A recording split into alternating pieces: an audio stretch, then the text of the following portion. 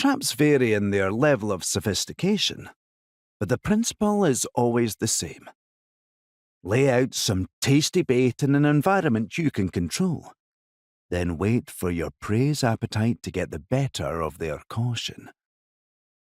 In this instance, the locus is a Thameside cafe, but the bait is not whichever overpriced confection is trendy this week.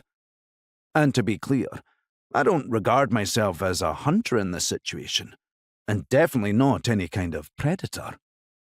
More like pest control. The pest is Chloe Morgan, a former contestant on the business reality TV series The Investors.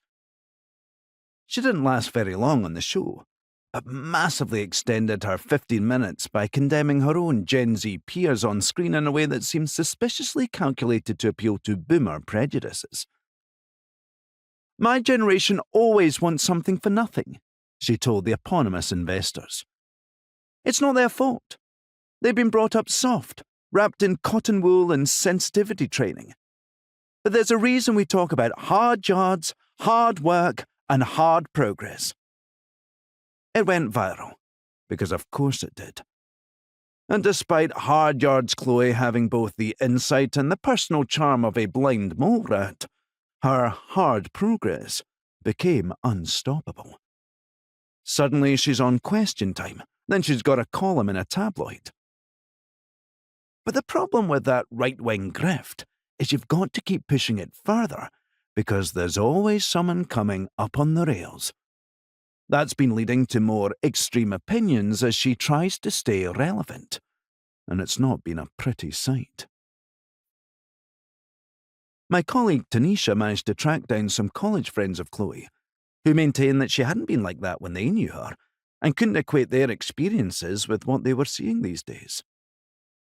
The consensus was that she didn't really believe the things she was saying, and was just pretending to have such opinions because it got her fame and money.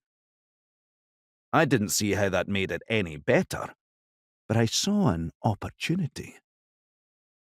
It has taken several weeks of patience, subtlety, and deft framing to maneuver her into a position where I might offer the aforementioned tasty bait.